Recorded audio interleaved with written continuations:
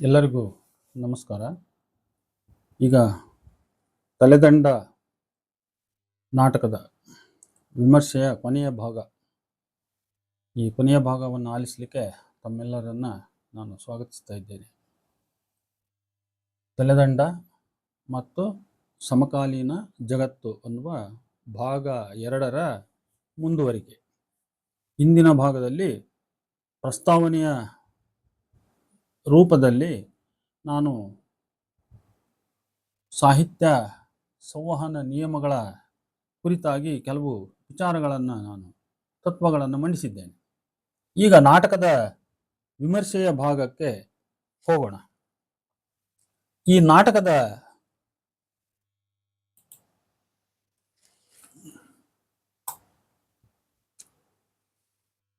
ನಾಟಕದ ಎಲ್ಲ ಪಾತ್ರಗಳನ್ನು ಈ ಕೆಳಗಿನಂತೆ ವಿಂಗಡಿಸಿ ಅವುಗಳಿಗೆ ಸೂಕ್ತ ಹೋಲಿಕೆ ನೀಡಬಹುದು. ಇಲ್ಲಿಯ ಬಿಜ್ಜಳ ವ್ಯವಸ್ಥೆಯ ಅಧಿಪತಿ, ನಮ್ಮ ಇಂದಿನ ಬೂರ್ಶ್ವಾ ಉದಾರವಾದಿ ರಾಜಕಾರಣಿ ಅವನೊಳಗಿದ್ದಾನೆ. ಇಲ್ಲಿಯ ಶರಣರ ದಂಡು ನಮ್ಮ ಇಂದಿನ ಎಡಪಂಥೀಯ ಪ್ರಗತಿಪರ ಹೋರಾಟಗಾರರು ಮತ್ತು ಬುದ್ಧಿಜೀವಿಗಳ ಪ್ರತಿನಿಧಿಗಳು. ಇವರಲ್ಲಿ ಬಸವಣ್ಣ, ಕಕ್ಕಯ್ಯನಂಥವರು ಬ್ಯಾಲೆಟ್ ಮಾರ್ಗದ ಮಂದಗಾಮಿಗಳಾದರೆ, ಜಗದೇವನ ಗುಂಪು ಬುಲೆಟ್ ಮಾರ್ಗದ ಮತೀಯವಾದಿ ತೀವ್ರಗಾಮಿಗಳನ್ನು ಪ್ರತಿನಿಧಿಸುತ್ತದೆ. ಇಲ್ಲಿಯ ದಾಮೋದರ ಭಟ್ಟ, ಮಂಚನಕ್ರಮಿತ ಮೊದಲಾದ ಬ್ರಾಹ್ಮಣರು ನಮ್ಮ ಕಾಲದ ಮೂಲಭೂತವಾದಿಗಳ ಕಾರ್ಡ್ ಬೋರ್ಡ್ಗಳೇ ಅವರು. ಇವರ ತಾಳಕ್ಕೆ ತಕ್ಕಂತೆ ಕುಣಿಯುವ ಅಧಿಕಾರಾಕಾಂಕ್ಷಿ ರಾಜಕಾರಣಿ ಸೋವಿದೇವನು ಅಧಿಕಾರಕ್ಕಾಗಿ ಬಂಡಾಯವೆದ್ದು ತನ್ನ ಪೇರೆಂಟ್ ಪಾರ್ಟಿಗೆ ದ್ರೋಹವೆಸಗಿ ಇತರರ ಬೆಂಬಲದಿಂದ ಗದ್ದುಗೆ ಏರಲು ಹಿಂಜರಿಯದ ಒಬ್ಬ ಅವಕಾಶವಾದಿ ಕ್ಷುದ್ರ ರಾಜಕಾರಣಿಯ ಸೈ. ಆನೆ ಸಮರ ಕಾಯಲಿ, ಇಲ್ಲ ವಿನೋದಕ್ಕಾದರೂ ಕುಣಿಯಲಿ, ಅದರ ಕಾಲ್ತುಳಿತಕ್ಕೆ ಸಿಕ್ಕಿ ನಲುಗಿ ನಾಶವಾಗುವುದು ಹುಲ್ಲೆ ಅಂತ ಒಂದು ಇಂಗ್ಲಿಷ್ ಗಾದೆಯ ಮಾತಿದೆ. Whether the elephants play or fight, it is the grass that gets crushed under them ಅಂತ ಅದು ಇಂಗ್ಲಿಷ್ ಗಾದೆಯ ಮಾತದು.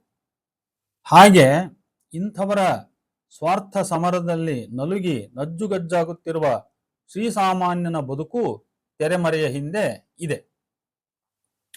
ಸ್ವಲ್ಪ ಇದನ್ನ ನಾನು ಇನ್ನೊಮ್ಮೆ ರಿಪೀಟ್ ಮಾಡಿ ಹೇಳಲಿಕ್ಕೆ ಬಯಸ್ತೇನೆ. ಬಿಜ್ಜಳ ವ್ಯವಸ್ಥೆಯ ಅಧಿಪತಿ, ಅವನು ನಮ್ಮ ಬೂರ್ಶ್ವಾ ಉದಾರವಾದಿ ರಾಜಕಾರಣಿ ಪ್ರತಿನಿಧಿ. ಅಂಥ ರಾಜಕಾರಣಿ ಅವನೊಳಗಿದ್ದಾನೆ. ಇಲ್ಲಿಯ ಶರಣರ ದಂಡು ನಮ್ಮ ಇಂದಿನ ಎಡಪಂಥೀಯ ಪ್ರಗತಿಪರ ಹೋರಾಟಗಾರರು ಮತ್ತು ಬುದ್ಧಿಜೀವಿಗಳ ಪ್ರತಿನಿಧಿಗಳು. ಇವರಲ್ಲಿ ಬಸವಣ್ಣ, ಕಕ್ಕಯ್ಯನಂಥವರು ಬ್ಯಾಲೆಟ್ ಮಾರ್ಗದ ಮಂದಗಾಮಿಗಳಾದರೆ, ಜಗದೇವನ ಗುಂಪು ಬುಲೆಟ್ ಮಾರ್ಗದ ಮತೀಯವಾದಿ ತೀವ್ರಗಾಮಿಗಳನ್ನು ಅದು ಪ್ರತಿನಿಧಿಸುತ್ತದೆ. ಇನ್ನು ದಾಮೋದರ ಭಟ್ಟ, ಮಂಚನಕ್ರಮಿತ ಮೊದಲಾದ ಬ್ರಾಹ್ಮಣರು ನಮ್ಮ ಕಾಲದ ಮೂಲಭೂತವಾದಿ ಕಾರ್ಡ್ಬೋರ್ಡ್ಗಳೇ ಅವರು. ಇವರ ತಾಳಕ್ಕೆ ತಕ್ಕಂತೆ ಕುಣಿಯುವ ಅಧಿಕಾರಾಕಾಂಕ್ಷಿ ರಾಜಕಾರಣಿ ಸೋವಿದೇವನು ಅಧಿಕಾರಕ್ಕಾಗಿ ಬಂಡಾಯವೆದ್ದು ತನ್ನ ಪೇರೆಂಟ್ ಪಾರ್ಟಿಗೆ ದ್ರೋಹವೆಸಗಿ ಇತರರ ಬೆಂಬಲದಿಂದ ಗದ್ದುಗೆ ಏರಲು ಹಿಂಜರಿಯದ ಒಬ್ಬ ಅವಕಾಶವಾದಿ ಕ್ಷುದ್ರ ರಾಜಕಾರಣಿ ಅವನು. ಆನೆ ಸಮರ ಕಾಯಲಿ, ಇಲ್ಲ ಅದು ವಿನೋದಕ್ಕಾದ್ರೂ ಕುಣಿಲಿ, ಅದೇನಾದ್ರೂ ಮಾಡಲಿ, ಆದ್ರೆ ಅದರ ಕಾಲ್ ತುಳಿತಕ್ಕೆ ಸಿಲುಕಿ ನಜ್ಜುಗಜ್ಜಾಗಿ ನಾಶವಾಗ್ತಕ್ಕಂಥದ್ದು ಮಾತ್ರ ಹುಲ್ಲು ಅಂತ. ಹಾಗೆ ಇಂಥವರ ಸ್ವಾರ್ಥ ಸಮರದಲ್ಲಿ ನಲುಗಿ ನಜ್ಜುಗಜ್ಜಾಗುತ್ತಿರುವ ಶ್ರೀಸಾಮಾನ್ಯನ ಬದುಕು ಇದರ ತೆರೆಮರೆಯ ಹಿಂದೆ ಇದೆ. ಇಲ್ಲಿಯ ಮಧುವರಸ, ಹರಳಯ್ಯನಂಥವರು ನಮ್ಮ ಕಾಲದಲ್ಲಿ ಕ್ರಾಂತಿಕಾರಿಗಳ ಘೋಷಣೆ ಭಾಷಣಗಳಿಂದ ಪ್ರಚೋದಿತರಾಗಿ ಅವುಗಳನ್ನು ಕುರುಡಾಗಿಯೋ ಫನಾಟಿಕ್ ಆಗಿಯೋ ಅನುಕರಿಸಿ ಯಶ ಕಾಣದೆ ನಡುನೀರಿನಲ್ಲಿ ಮುಳುಗಿದ ಮುಗ್ಧರನ್ನ ನೆನಪಿಗೆ ತರುತ್ತಾರೆ. ಶೀಲ ಕಲಾವತಿಯರ ದುಃಖಾಂತ ಗಾಥೆ ನಮ್ಮ ಕಾಲದ ಗ್ರಾಮ ಪಟ್ಟಣಗಳಲ್ಲಿ ಸಂಪ್ರದಾಯವಾದಿ ಜನಗಳಿಂದ ಹೊರನೂಕಲ್ಪಟ್ಟ ಇಲ್ಲವೇ ಕೊಲ್ಲಲ್ಪಟ್ಟ ಯುವಕರ ಯುವತಿಯರ ದುಃಖಾಂತ ಗಾಥೆಯೇ ಸರಿಯದು. ಇದಿಷ್ಟು ಒಂದು ಸಂಕ್ಷಿಪ್ತ ಚಿತ್ರ ಸಾಕೆನಿಸಿದರೂ ಹೆಚ್ಚಿನ ವಿವರಕ್ಕೆ ನಾವು ಅನಿವಾರ್ಯವಾಗಿ ಹೋಗಲೇಬೇಕು. ಈಗ ಬಿಜ್ಜಳನಿಂದ ನಾವು ಪ್ರಾರಂಭ ಮಾಡೋಣ. ನಮ್ಮ ದೇಶದ ಸ್ವಾತಂತ್ರ್ಯ ಚಳುವಳಿಯ ಸಂಗತಿಗಳೊಂದಿಗೆ ಇಲ್ಲಿಯ ಕೆಲ ಸಂಗತಿಗಳನ್ನು ನಾವು ಹೋಲಿಸುವುದಾದರೆ, ವಸಾಹತುಶಾಹಿ ಕಪಿಮುಷ್ಟಿಯಿಂದ ಭಾರತ ಸ್ವತಂತ್ರವಾಗಿದ್ದಕ್ಕೂ ಮೂರನೇ ತೈಲಪನಿಂದ ಬಿಜ್ಜಳ ಸ್ವತಂತ್ರನಾಗಿದ್ದಕ್ಕೂ ಒಂದು ಸಾಮ್ಯತೆಯನ್ನು ನಾವು ನೀಡಬಹುದು.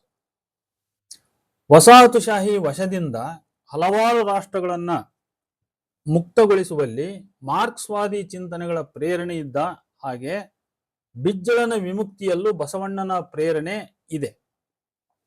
ಸ್ವತಃ ಬಿಜ್ಜಳ ಇದನ್ನ ಮನಗಂಡಿದ್ದಾನೆ. ಚರಿತ್ರೆಯ ಬಿಜ್ಜಳನಲ್ಲಿ ಕಾಣುವ ಶೈವ ಮತ ಶ್ರದ್ಧೆ ಕಾರ್ನಾಡರ ಬಿಜ್ಜಳನಲ್ಲಿ ಕಾಣುವುದಿಲ್ಲ. ಇವನು ಹೆಚ್ಚಾಗಿ ನಾಸ್ತಿಕನೇ. ನನ್ನ ಬಾಳಿನಾಗ ನಾ ಕಲಿತ ಒಂದು ಸತ್ಯ ಅಂದ್ರ ನಾ ಅದೀನಿ, ದೇವ್ರಿಲ್ಲ ಅನ್ನುತ್ತಾನೆವ. ಇವನಲ್ಲಿ ಮಗನ ಬಗ್ಗೆ ಕಡು ತಿರಸ್ಕಾರದ ಜೊತೆಗೆ ಅತಿ ವ್ಯಾಮೋಹವೂ ಇದೆ. ಬಸವಣ್ಣನ ಹೊರತು ಅನ್ಯ ಶರಣರ ಢೋಂಗಿತನವನ್ನ ಇವನು ಚೆನ್ನಾಗಿ ಗಮನಿಸಿದ್ದಾನೆ. ಅವರೆಲ್ಲ ಜಾತಿ, ಬಂಧು, ಬಳಗ ಮೊದಲಾದ ಲೌಕಿಕ ಬಂಧನದಿಂದ ಬಿಡುಗಡೆಗೊಳ್ಳದವರು.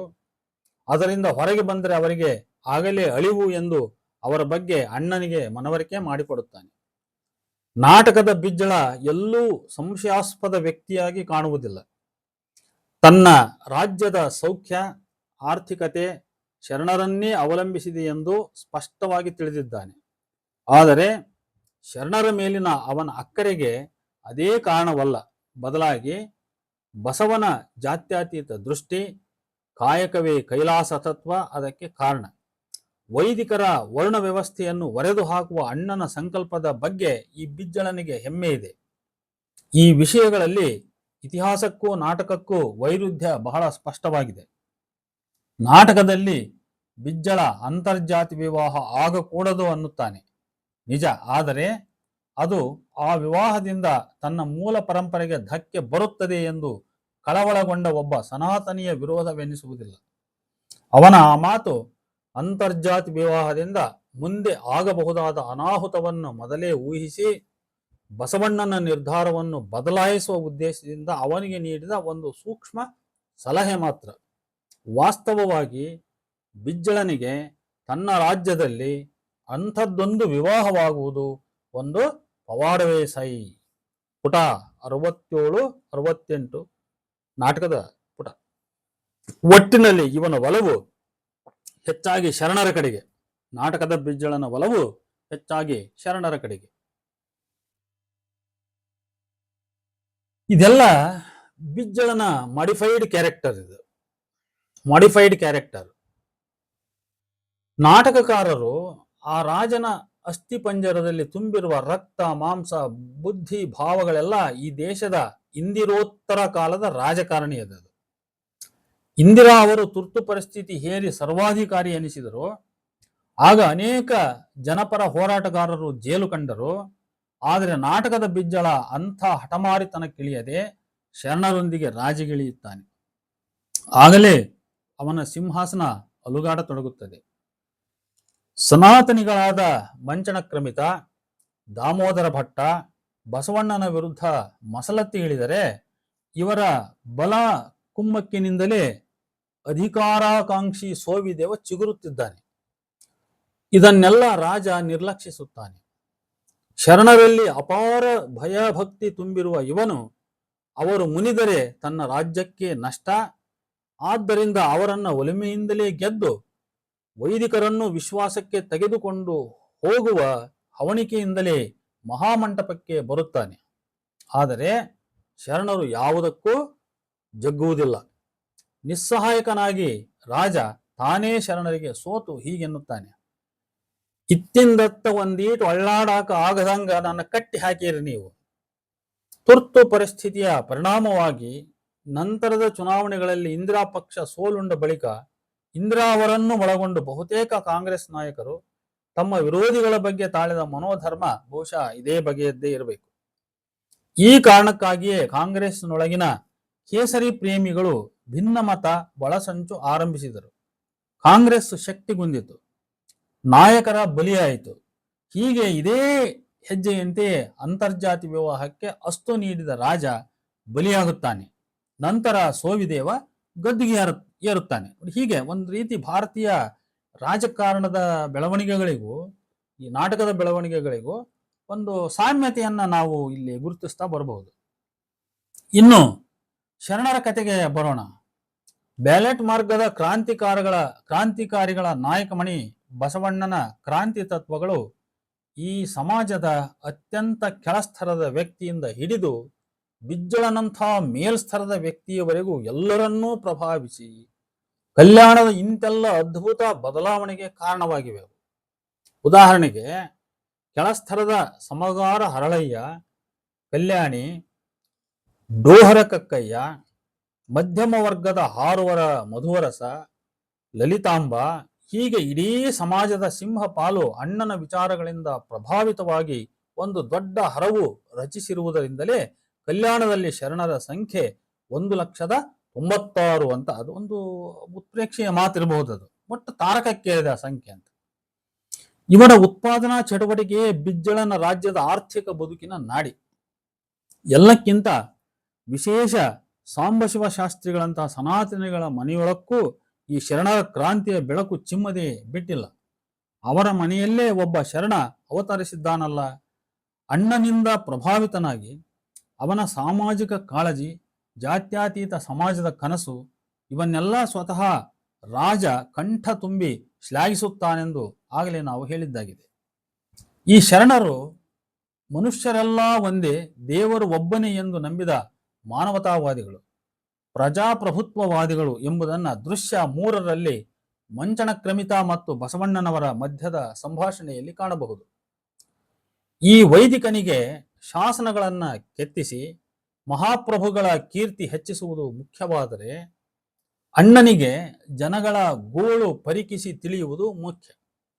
ಮನುಷ್ಯರ ಬದುಕು ಅಶಾಶ್ವತ, ಶಾಸನ ಶಾಶ್ವತ ಎಂದು ನಂಬಿದ ಮಂಚಣ್ಣನಿಗೆ ಸ್ಥಾವರ ಶಿಲೆಗಳಿಂದ ಏನಾಗಬೇಕು ಎನ್ನುವ ಅಣ್ಣ, ಅದಕ್ಕ ನಾವು ಮೊದಲು ಮನುಷ್ಯರ ಪರಿವೇ ಮಾಡಬೇಕು ಎಂದು ಸ್ಥಾವರವನ್ನು ಧಿಕ್ಕರಿಸಿ ಜಂಗಮಕ್ಕೆ ಮಾನ್ಯತೆ ನೀಡುತ್ತಾನೆ.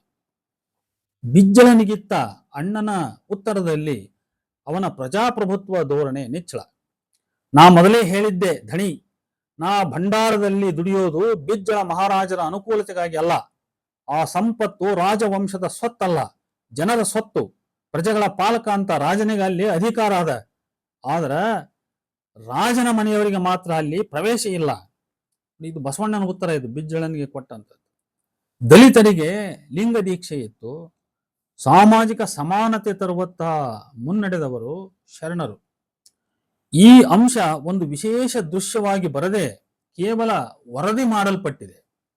ಹೀಗೆಲ್ಲ ಒಂದು ಆರೋಗ್ಯಕರ ಸಮಾಜದ ನಿರ್ಮಾಣದ ಪ್ರಯತ್ನ ಒಂದು ಕಡೆ ನಡೆದಿರುವಾಗಲೇ, ಇನ್ನೊಂದು ಕಡೆ ಅದೇ ಶರಣ ಚಳುವಳಿಯ ಪ್ರಭಾವದಿಂದಾಗಿ ಬುಲೆಟ್ ಮಾರ್ಗದ ಮತೀಯವಾದಿ ತೀವ್ರಗಾಮಿಗಳು ಹುಟ್ಟಿಕೊಂಡಿರುವುದನ್ನು ಗಮನಿಸಬೇಕು. ಜಗದೇವನಷ್ಟೇ ಅಲ್ಲ, ಮಡ್ಡೂರಿನಲ್ಲಿ ಜೈನ ಬಸದಿ ಕೆಡಹಿ ಶಿವಾಲಯ ಕಟ್ಟಲು ಹೊರಟಂಥವರು ಕೂಡ ಅವರೇ. ಈ ಮೇಲಿನ ಚರ್ಚೆಯಲ್ಲಿ ಕಾಣುವಂತೆ ಒಟ್ಟಿನಲ್ಲಿ ಶರಣರು ಜನಪರರು, ಕ್ರಾಂತಿಕಾರಿಗಳೆಂಬುದು ಒಂದು ಸತ್ಯ. ಆದರೆ ಅವರ ಉಗ್ರಗಾಮಿತ್ವ, ಪೊಳ್ಳುತನ, ಪಲಾಯನವಾದ ಈ ಮುಸುಕಿನೊಳಗೆ ಮರೆಯಾಗಿರುವ ಇನ್ನೊಂದು ಸತ್ಯ. ವಾಸ್ತವವಾಗಿ ಅವರು ಇತಿಹಾಸದ ಅಪ್ಪಟ ಕ್ರಾಂತಿಯೋಗಿಗಳಾಗಿರುವುದಕ್ಕಿಂತ ಹೆಚ್ಚಾಗಿ 20ನೇ ಶತಮಾನದ ಹುಸಿ ಘೋಷಣೆಯ ಉಪಯುಕ್ತವಾದಿ ಶೂಡೋ ಜನಪರರಾಗಿದ್ದಾರೆ. ಇದನ್ನ ಓದುಗರು ಸ್ವಲ್ಪ ಗಮನಿಸಬೇಕು. ವಾಸ್ತವವಾಗಿ ಅವರು ಅಂದ್ರೆ ಈ ಶರಣರು, ಈ ಕ್ರಾಂತಿಕಾರಿಗಳು ಇತಿಹಾಸದ ಅಪ್ಪಟ ಕ್ರಾಂತಿಯೋಗಿಗಳಾಗಿರುವುದಕ್ಕಿಂತ ಹೆಚ್ಚಾಗಿ 20ನೇ ಶತಮಾನದ ಅಥವಾ ಇವತ್ತಿನ ಲೆಕ್ಕ ಹಾಕದಾದ್ರೆ 21ನೇ ಶತಮಾನದ ಹುಸಿ ಘೋಷಣೆಯ ಉಪಯುಕ್ತವಾದಿ ಶೂಡೋ ಜನಪರರಾಗಿದ್ದಾರೆ. ಈ ಅಂಶವು ನಾಟಕ ರಚನಾಕಾರರ ತಾತ್ವಿಕತೆಗೆ ಸಂಬಂಧಪಟ್ಟ ವಿಷಯವಾಗಿರುವುದರಿಂದ ವಿಶೇಷವಾಗಿ ಇದನ್ನು ಮುಂದೆ ಚರ್ಚಿಸಲಾಗಿದೆ. ನಾಟಕಕಾರರ ತಾತ್ವಿಕತೆ ಮತ್ತು ತಲೆದಂಡ. ತಾತ್ವಿಕತೆ ಮತ್ತು ಸಾಹಿತ್ಯ ಕುರಿತು ಡಾಕ್ಟರ್ ಡಿ.ಆರ್. ನಾಗರಾಜರ ಅವಲೋಕನದ ಕೆಲ ಸಾಲುಗಳು ಅವರ ಅಮೃತ ಮತ್ತು ಗರುಡದಿಂದ. ವಸ್ತುವಿಗೆ ತನ್ನದೇ ಆದ ಸ್ವಂತ ಅಸ್ತಿತ್ವವೊಂದು ಇದೆಯಾದರೂ ಅದು ನಿರ್ದಿಷ್ಟ ಕೃತಿಯೊಂದರಲ್ಲಿ ರೂಪು ತಳೆಯುವುದು ತಾತ್ವಿಕ ನಿಲುವಿನ ಜೊತೆಗೆ ಉಂಟಾಗುವ ಅಂತರ್ ಪ್ರಕ್ರಿಯೆಗಳಿಂದ. ವಾಸ್ತವವಾಗಿ ಈ ಅಂತರ್ ಪ್ರಕ್ರಿಯೆಗಳ ಸ್ವರೂಪವೇ ಆ ರಚನೆಯ ಆಕೃತಿಯನ್ನ ನಿರ್ಧರಿಸುತ್ತದೆ. ಅಮೃತ ಗರುಡ ಪುಟ 6. ಶ್ರೇಷ್ಠ ಕೃತಿಯೊಂದರಲ್ಲಿ ಕೂಡ ಸಾಹಿತಿಯ ತಾತ್ವಿಕತೆ ಮಾಯವಾಗಿರುವುದಿಲ್ಲ.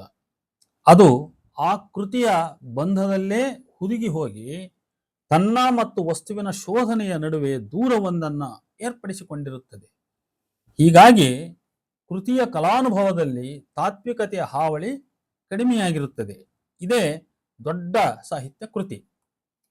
ಆದರೆ ವಸ್ತುವಿಗೆ ಕೃತಿಯೊಂದರ ಸಂದರ್ಭದಲ್ಲಿ ಎಷ್ಟೇ ಸಾಧ್ಯತೆಗಳಿದ್ದರೂ ಕೂಡ ಲೇಖಕನ ತಾತ್ವಿಕತೆ ಅದನ್ನು ತಿರುಚಿ ಹಾಕುವ ಸಾಧ್ಯತೆಯೂ ಉಂಟು. ಹೀಗಾಗಿ ಇಂಥ ಕೃತಿಗಳು ವಿಡಂಬನೆಯ ಹಂತಕ್ಕಿಂತ ಮೇಲೇರುವುದಿಲ್ಲ ಅಂತ ಬರೀತಾರೆ ಯಾರು? ಡಾಕ್ಟರ್ ನಾಗರಾಜ್. ಸಾಹಿತಿಯ ತಾತ್ವಿಕತೆಯು ನೇರವಾಗಿ ಅವನ ಉದ್ದೇಶಕ್ಕೆ ಅಂದ್ರೆ ಇಂಟೆನ್ಷನ್, ಉದ್ದೇಶಕ್ಕೆ ಸಂಬಂಧಿಸಿದ್ದು. ಕಲಾಕೃತಿಗಳಲ್ಲಿ ಅದು ಜೀವನ ಮೌಲ್ಯಗಳ ಬಗ್ಗೆ ಸಾಹಿತಿ ತಾಳಿದ ಮನೋಧರ್ಮದ ರೂಪದಲ್ಲಿ ಪ್ರಕಟವಾಗುತ್ತದೆ. ಈ ಮನೋಧರ್ಮದ ಪ್ರಕಟ ರೂಪಗಳು ಮುಖ್ಯವಾಗಿ ಎರಡು. ಒಂದು ಮಾತು, ಇನ್ನೊಂದು ಕ್ರಿಯೆ ಅಥವಾ ನಡತೆ, ಬಿಹೇವಿಯರ್ ಅಂತ ಕರೀಬಹುದು. ದೇವರನ್ನು ನಂಬುವವನು, ಧರ್ಮ ಎನ್ನುವ ಮೌಲ್ಯವನ್ನು ಪ್ರೀತಿಸುವವನು ಆಸ್ತಿಕ. ದೇವರನ್ನು ನಂಬದವನು, ಧರ್ಮ ಎನ್ನುವ ಮೌಲ್ಯವನ್ನು ದ್ವೇಷಿಸುವವನು ನಾಸ್ತಿಕ. ಇಲ್ಲಿ ವ್ಯಕ್ತವಾಗುವ ಪ್ರೀತಿ, ದ್ವೇಷ, ನಂಬಿಕೆ, ಅಪನಂಬಿಕೆ, ಶ್ರದ್ಧೆ, ಅಶ್ರದ್ಧೆ ಇವು ಮನೋಧರ್ಮಗಳು. ಈ ಮನೋಧರ್ಮಗಳ ಒಟ್ಟು ಸಾರವೇ ತಾತ್ವಿಕತೆ. ಆಸ್ತಿಕವಾದ ಮತ್ತು ನಾಸ್ತಿಕವಾದ, ಅಭೌತವಾದ, ಭೌತವಾದ, ಹೀಗೆ ಅದಕ್ಕೊಂದು ತಾತ್ವಿಕ ನಿಲುವಿನ ಹೆಸರನ್ನು ಕೊಡಬಹುದು ನಾವು.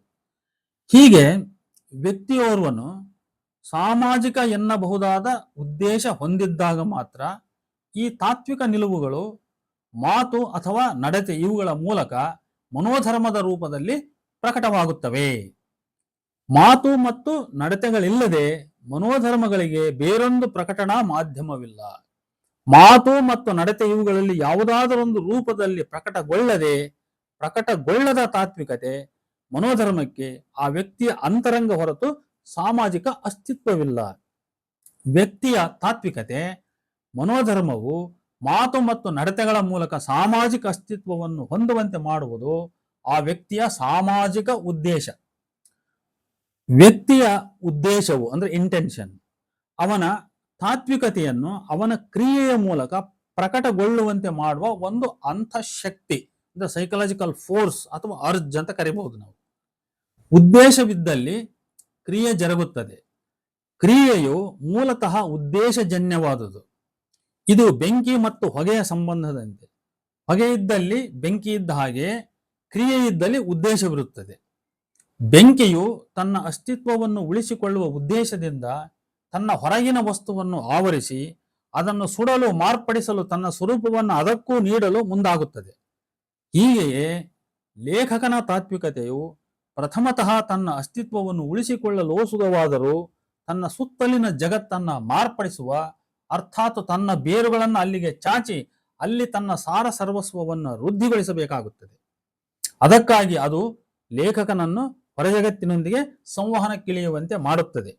ಹೊರಜಗತ್ತನ್ನ ಮಾರ್ಪಡಿಸುವ ಅಂದರೆ ಅದರ ಮನೋಧರ್ಮದಲ್ಲಿ, ಅದರ ಮಾತು ಮತ್ತು ಕ್ರಿಯೆಗಳಲ್ಲಿ ಬದಲಾವಣೆಯನ್ನು ತರುವ ಉದ್ದೇಶದಿಂದ ಲೇಖಕನು ಹೊರಜಗತ್ತಿನೊಂದಿಗೆ ಸಂವಹನಕ್ಕಿಳಿದಾಗ ಹುಟ್ಟುವುದೇ ಅವನ ಕಲಾಕೃತಿ. ಇದು ತಾತ್ವಿಕತೆಯ ವಾಗ್ರೂಪ.